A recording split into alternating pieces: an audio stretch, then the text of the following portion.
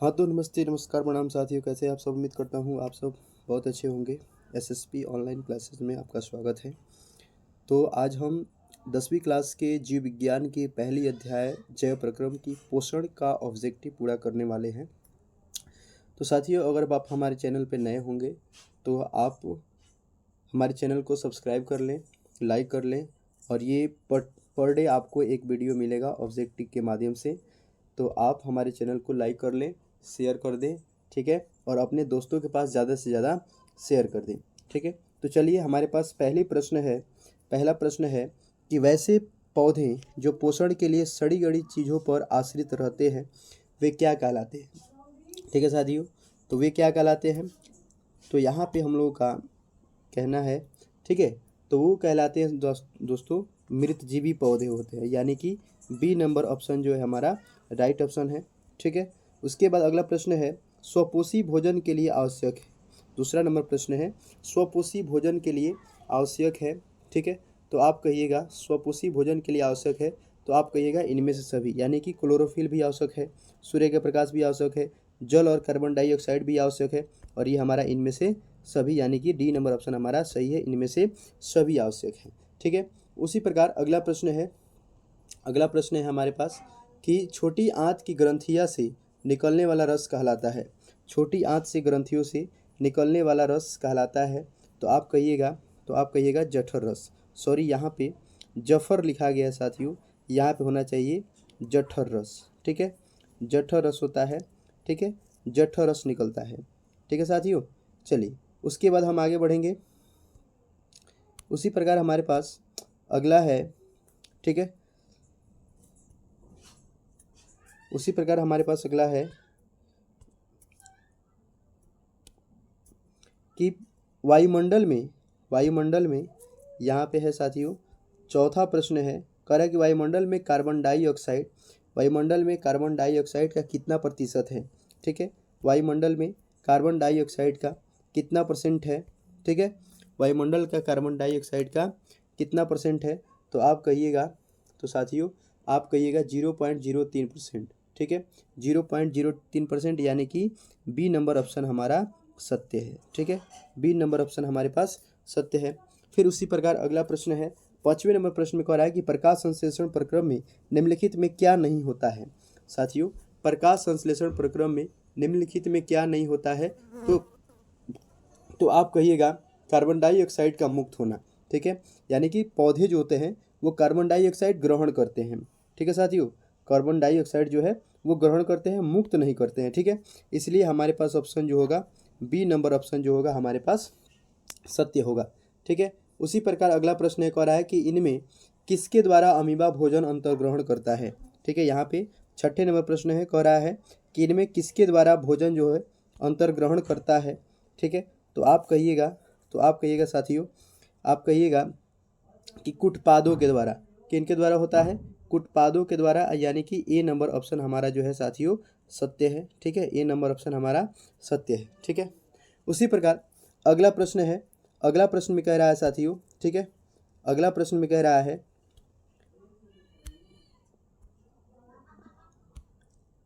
अगला प्रश्न हमारा कह रहा है साथियों कि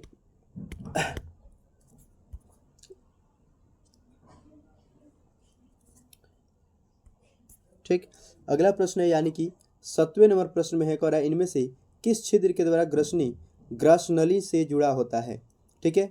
तो अगले प्रश्न है, कह रहा है कि इनमें से किस छिद्र के द्वारा ग्रसनली के द्वारा जुड़ा होता है, तो आप कहिएगा, तो आपका राइट आंसर होगा निगल द्वार, ठीक है साथियों, निगल द्वार जो होता है हमारे पास सत्य होता है, यानी कि ए नंबर ऑप्शन हमारा सत्य है, ठीक है। उसी का है, कह रहा है ग्रहणी भाग है, ग्रहणी एक भाग है, ठीक है, ग्रहणी भाग है, तो आप कहिएगा, तो आप कहिएगा छोटी आंत का, ठीक है साथियों, आप कहिएगा छोटी आंत का, यानी कि हमारे पास सी नंबर ऑप्शन जो है वो हमारा सत्य है, ठीक है। उसी प्रकार का अगला प्रश्न 9वें प्रश्न में कह रहा है कि मनुष्य में आहारनाल की लंबाई करीब मीटर तक होती है। तो साथियों आप जान लीजिए, याद कर लीजिए, ये बिहार बोर्ड में पूछे जाने वाला वीवीआई प्रश्न है, पूछे जाते हैं, ठीक है। तो आप कहिएगा 8 से 10 मीटर होते हैं, ठीक है साथियों, 8 से 10 मीटर, यानी कि बी नंबर ऑप्शन जो है हमारा सत्य है, ठीक है। उसी प्रकार उसी प्रकार साथियों 10वीं प्रश्न में कह रहा है, 10वीं प्रश्न है, 10वीं प्रश्न में हमारे पास है, कह रहा है कि वृक्क की रचनात्मक एवं क्रियात्मक इकाई को कहते हैं। ठीक है, वृक्क को रचनात्मक एवं क्रियात्मक इकाई को क्या कहते हैं? तो आप कहिएगा, ठीक है साथियों, आप कहिएगा कि नेफ्रॉन को। ठीक है साथियों, कौन होता है? नेफ्रॉन जो होता है वो हमारा वृक्क की रचनात्मक और क्रियात्मक इकाई है। ठीक है, उसी प्रकार अगला प्रश्न है, यानी कि 11वें नंबर प्रश्न कह रहा है कि मनुष्य का प्रमुख श्वसन अंग है। मनुष्य का प्रमुख श्वसन अंग है, तो इस प्रश्न का आंसर होगा फेफड़ा। इस प्रश्न का क्या होगा? फेफड़ा। ट्रैकिया जो है, यानी कि ऑप्शन नंबर ए जो है, ये ट्रैकिया जो है ये कीट पतंगों का होता है। ठीक है, कीट पतंग के मतलब छोटे छोटे जो कीड़े मकोड़े होते हैं, ठीक है, उनका श्वसन अंग जो होता है ट्रैकिया होता है। वही बात करें अगर मछली का, तो मछली का श्वसन अंग जो होता है साथियों वो गिल्स होता है। मछली का श्वसन क्या होता है? गिल्स होता है, और ये नाक तो मनुष्य का ही है। ठीक है, उसी प्रकार जैसे एक और प्रश्न जाने, जैसे मान लीजिए अगर कोई पूछ दे, ठीक है, कि मेढक का श्वसन अंग क्या क्या होता है? मेढक का श्वसन अंग क्या होता है? तो आप कहिएगा गिल्स भी होता है, मेढक का गिल्स भी होता है, उसके पास नाक भी होता है। ठीक है, और उसके पास त्वचा भी जो है ये भी एक प्रकार का श्वसन अंग है। ठीक है, मेढक का। ठीक है, यानी कि मेढक के पास 3 प्रकार के श्वसन अंग होते हैं। गिल्स होते हैं, नाक हमारी तरह होते हैं, फेफड़ा यानी कि फेफड़ा भी होता है उनमें अंदर, त्वचा भी होता है। ठीक है, ये 3 प्रकार के उनके पास श्वसन अंग होते हैं। ठीक है, चलिए उसके बाद हम चलते हैं किसके पास साथियों? 12वें प्रश्न की तरफ। कह रहा है कि स्वपोषी पोषण के लिए आवश्यक है। स्वपोषी पोषण के लिए आवश्यक है, तो आप कहिएगा, देखिए साथियों, स्वपोषी पोषण के लिए हमारे लिए क्लोरोफिल भी आवश्यक है। ठीक है, क्लोरोफिल भी आवश्यक है, क्लोरोफिल भी आवश्यक है, कार्बन डाइऑक्साइड तथा जल भी आवश्यक है, सूर्य की प्रकाश भी आवश्यक है। यानी कि अगर होल राउंडर कहें तो हमारे पास इनमें से सभी हमारे पास आवश्यक है, यानी कि डी नंबर ऑप्शन जो है साथियों हमारा सत्य है। ठीक है, चलिए उसके बाद अगला प्रश्न है, मानव हृदय में पाए जाते हैं। ठीक है, मानव हृदय में पाए जाते हैं साथियों, मानव हृदय में जो होता है ये चार विषम पाए जाते हैं साथियों। ये 2024 में पूछे जाने वाले प्रश्न हैं। ऑब्जेक्टिव टाइप में फर्स्ट पाली में पूछा गया प्रश्न था कि मानव हृदय में कितने विषम होते हैं? तो आप कहिएगा 4 विषम होते हैं। ठीक है साथियों, और उन 4 विषम में होता क्या है? दायां अलिंद होता है, दायां अलिंद होता है, दायां अलिंद होता है, दायां निलय होता है, दायां निलय होता है। ठीक है, और ये 2 हो गया। उसके बाद होता है साथियों, उसके बाद होता है बायां अलिंद होता है, और बायां निलय भी होता है। ठीक है साथियों, बायां निलय भी होता है। यानी कि मानव हृदय 4 विषम से होता है, जो चारों का नाम हम आपको बता दिए, कॉपी में नोट डाउन कर लीजिए। ठीक है, चलिए अब चलते हैं हम 15वें नंबर प्रश्न पे। कह रहा है कवक में पोषण की कौन सी विधि पाई जाती है? कवक में पोषण की कौन सी विधि पाई जाती है? तो आप कहिएगा मृतजीवी। ठीक है साथियों, आप कहिएगा मृतजीवी। नहीं, 14 नंबर नहीं हुआ अभी। ठीक है, 14 नंबर का देखिए, 14 में कह रहा है कि निम्नलिखित में कौन मलेरिया परजीवी है? मलेरिया परजीवी यानी कि मलेरिया परजीवी जो होता है प्लाज्मोडियम होता है साथियों। मलेरिया परजीवी जो होता है प्लाज्मोडियम होता है। ठीक है, कवक में पोषण की कौन सी विधि पाई जाती है? तो कवक में पोषण की विधि जो होता है साथियों वो मृतजीवी पोषण की विधि होता है। ठीक है, फिर कह रहा है सामान्य अनुसंधिलन रक्तदाब होता है। सामान्य अनुसंधिलन रक्तदाब जो होता है साथियों, रक्त संतुलन दाब होता है वो होता है 80 mm। ठीक है, 80 mm यानी कि ए नंबर ऑप्शन हमारा सही है। फिर उसी प्रकार कह रहा है कि रुधिर का कौन सा अवयव रक्त स्त्राव को रोकने में मदद करता है? रुधिर का कौन सा अवयव रक्त स्त्राव को रोकने में मदद करता है? तो आपको याद होना चाहिए प्लेटलेटस ऐसा होता है, क्योंकि यही जो होता है रक्त का थक्का बनाने में सहायक होते हैं। ठीक है, रक्त का थक्का बनाने में सहायक होता है। ये पूछा कैसे जाता है आपसे? तो आपसे पूछा जाएगा कि रक्त का थक्का बनाने में कौन सहायक होते हैं? तो आप कहिएगा प्लेटलेटस। ठीक है, आप कहिएगा प्लेटलेटस। चलिए अगले प्रश्न यानी कि 18वें नंबर प्रश्न में चलते हैं। 18वां नंबर प्रश्न कह रहा है कि पीतरस कहाँ से स्त्रावित होते हैं? साथियों, पीतरस कहाँ से स्त्रावित होते हैं? तो आप कहिएगा पीतरस कहाँ से स्त्रावित होते हैं? तो आप कहिएगा तो आप कहिएगा यकृत से, यकृत से, ठीक है। पितरस कहाँ से स्रावित होते हैं? यकृत, यानी कि बी नंबर ऑप्शन जो है हमारा सत्य है, ठीक है। बी नंबर ऑप्शन जो है हमारा सत्य है, ठीक है। उसी प्रकार अगला प्रश्न है, कह रहा है कि पाइरुवेट के विखंडन से यह कार्बन डाइऑक्साइड जल तथा ऊर्जा देता है और यह क्रिया होती है। पाइरुवेट के विखंडन से कार्बन डाइऑक्साइड जल तथा ऊर्जा देता है और यह क्रिया होती है। मतलब ये जो क्रिया होता है ये किसके अंदर होता है? ठीक है, तो माइटोकॉन्ड्रिया के अंदर होता है। माइटोकॉन्ड्रिया, सॉरी यहाँ पे थोड़ा गलती लिखा गया है, माइटोकॉन्ड्रिया के द्वारा होता है, यानी कि ऑप्शन नंबर हमारा बी इसमें भी सत्य है, ठीक है। उसके बाद अगला प्रश्न है हमारे पास 20वां नंबर प्रश्न है, कह रहा है कि श्वसन के अंतिम उत्पाद है, ठीक है। श्वसन के अंतिम उत्पाद क्या है? श्वसन के अंतिम उत्पाद क्या है? तो आप कहिएगा श्वसन का अंतिम उत्पाद है, तो आप कहिएगा कार्बन डाइऑक्साइड एवं जल और ऊर्जा। यानी कि श्वसन जब हो जाता है तो मानव शरीर से क्या बनता है? कार्बन डाइऑक्साइड निकलता है, साथ में जल रहता है और हमें क्या मिलता है? ऊर्जा। यानी कि जब हम श्वसन करते हैं तो कार्बन डाइऑक्साइड बनता है, जल बनता है और ऊर्जा बनता है। यानी कि होल राउंडर कहे तो हमारे पास डी नंबर ऑप्शन जो है साथियों वो सत्य है, ठीक है।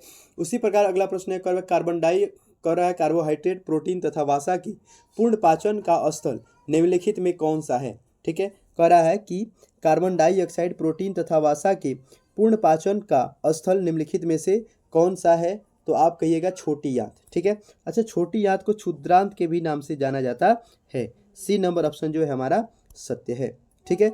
उसके बाद अगले प्रश्न में कह रहा है कि सभी हरे पौधे होते हैं। साथियों, सभी हरे पौधे होते हैं, तो आप कहिएगा स्वपोषी होते हैं, ठीक है। सभी हरे पौधे क्या होते हैं साथियों? तो स्वपोषी होते हैं, ठीक है। स्वपोषी होते हैं, सभी हरे पौधे क्या होते हैं? स्वपोषी होते हैं, ठीक है। उसी प्रकार अगला प्रश्न कह रहा है कि कुटपाद किसमें पाया जाता है? कुटपाद किसमें पाया जाता है? तो आप कहिएगा अमीबा में, ठीक है। एक प्रश्न और जान लीजिए कि प्रश्न मान लेते हैं, अगर पूछे, ठीक है, प्रश्न मान लेते हैं आपसे कोई पूछे कि अमीबा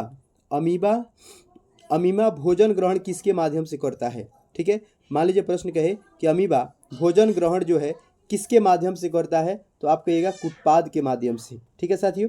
कुटपाद के माध्यम से जो होता है अमीबा भोजन ग्रहण करता है, ठीक है। चलिए अगले प्रश्न पे चलेंगे। अगला प्रश्न हमारे पास है साथियों, अगला प्रश्न है 24 नंबर प्रश्न है, कह रहा है कि इनमें कौन प्रकाश संश्लेषी अंगक है? ठीक है, इनमें कौन प्रकाश संश्लेषी अंगक है? तो आप कहिएगा हरित लौह, ठीक है। आप कहिएगा हरित लौह, ठीक है। फिर अगला प्रश्न है, कह रहा है कि मनुष्य के शरीर की सबसे बड़ी ग्रंथि कौन सी है? मनुष्य के शरीर की सबसे बड़ी ग्रंथि कौन सी है साथियों? तो आप कहिएगा लीवर, ठीक है। आप कहिएगा लीवर। इसी को साथियों यकृत भी कहा जाता है, ठीक है। इसी को हम यकृत के नाम से भी जानते हैं। चलिए अगले प्रश्न हम देखेंगे साथियों। अगला प्रश्न कह रहा है मछली के हृदय में कोष्ठक संख्या होता है। मछली के हृदय में कितने कोष्ठक की संख्या होता है? तो आप कहिएगा केवल 2 होते हैं, ठीक है साथियों। केवल 2 होते हैं, केवल 2 होते हैं। और हम अभी आपको बताए थे कि मनुष्य में कितने होते हैं साथियों? थोड़ा कमेंट में बताइएगा, ठीक है। मनुष्य में कितने होते हैं? तो आप कहिएगा 4 होते हैं, ठीक है। आप कहिएगा 4 होते हैं। एक वयस्क मनुष्य में कितने दांत हो सकते हैं? बताइए, कमेंट में बताइएगा इसको। एक वयस्क मनुष्य में कितने दांत हो सकते हैं? बताइए, जल्द से कमेंट कीजिएगा। एक वयस्क मनुष्य में कितने दांत हो सकते हैं? तो आप कहिएगा 32, ठीक है साथियों। आप कहिएगा 32, ठीक है। आप कहिएगा 32 दांतें होती हैं। रक्त के थक्का बनाने में सहायक होता है। देखिए जस्ट ही कुछ देर पहले हम ये प्रश्न बताए थे आपको, ठीक है। रक्त के थक्का बनाने में सहायक होता है, तो आप कहिएगा रक्त बिम्बाणु, रक्त बिम्बाणु। साथियों प्लेटलेटस को ही हम रक्त बिम्बाणु कहते हैं, ठीक है। जो प्लेटलेटस हम अभी आपको पीछे बताए थे, तो प्लेटलेटस को ही हम रक्त बिम्बाणु कहते हैं। अगला प्रश्न है, कह रहा है कि मैग्नीशियम, यानी कि 29वें नंबर प्रश्न पे हमारा क्या है? कह रहा है कि मैग्नीशियम पाया जाता है। मैग्नीशियम पाया जाता है, तो आप कहिएगा मैग्नीशियम पाया जाता है, तो आप कहिएगा क्लोरोफिल में, ठीक है साथियों। क्लोरोफिल में जो है आपका मैग्नीशियम पाया जाता है, ठीक है। चलिए क्लोरोफिल में साथियों मैग्नीशियम पाया जाता है, ठीक है। क्लोरोफिल में जो है मैग्नीशियम पाया जाता है। अगला प्रश्न, शरीर में भोजन का पाचन किस प्रकार अभिक्रिया है? किस प्रकार की अभिक्रिया है? शरीर में भोजन का पाचन किस प्रकार की अभिक्रिया है? तो आप कहिएगा उपचयन, ठीक है साथियों। आप कहिएगा उपचयन, ठीक है साथियों। तो धन्यवाद साथियों, थैंक्स फॉर वॉचिंग। अगर ये आपको वीडियो अच्छा लगा है, ठीक है, तो आप सब्सक्राइब कीजिए, लाइक कीजिए और अपने दोस्तों के पास ज़्यादा से ज़्यादा शेयर कीजिए, ठीक है, ताकि हमारा और मनोबल बढ़ेगा और इस प्रकार की हम वीडियो बनाते रहेंगे। ठीक है साथियों, तो चलिए अब हम मिलेंगे नेक्स्ट वीडियो में, यानी कि जैव प्रक्रम का सेकेंड पार्ट, यानी कि श्वसन में। ठीक है साथियों, श्वसन नाम के चैप्टर में हम आपको फिर से मिलेंगे। अभी ऑब्जेक्टिव लेके हम आ रहे हैं बस कुछ देर में ही। ठीक है, चलिए मिलते हैं हम अगले वीडियो में। तब तक के लिए बाय बाय, धन्यवाद, थैंक्स।